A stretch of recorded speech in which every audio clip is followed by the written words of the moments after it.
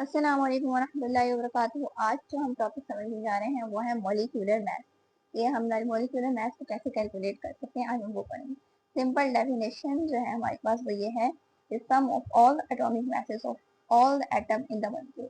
तमाम atomic masses जो atom एक मॉलिक्यूल के अंदर जितने भी एटम्स प्रेजेंट होते हैं उनका जो एटॉमिक मैस होता है उसका जो सम होता है उसको हम लोग मॉलिक्यूलर मैथ कहते हैं।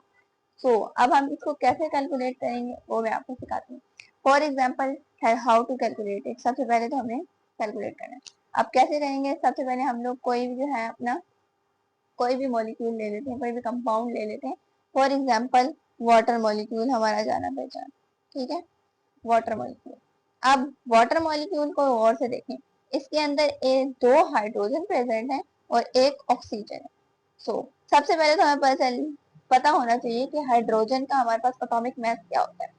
और एटॉमिक मास एएमयू यानी एटॉमिक मास यूनिट के अंदर आना चाहिए। तो हाइड्रोजन का जो है हमारे पास होता है 1.006 AMU।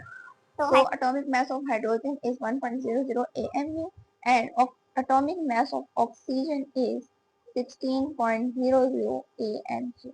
अब हमें कैलकुलेट करना है, तो दिया हुआ है कि हमने मॉलिक्यूलर मास कैलकुलेट करना है। तो हम कैसे करेंगे, यहाँ पे देखें उन्होंने कहा है सम ऑफ, डेफिनेशन के मुताबिक सम ऑफ एटॉमिक मासेस। तो हमने इनका क्या निकालना है, सम यानी प्लस।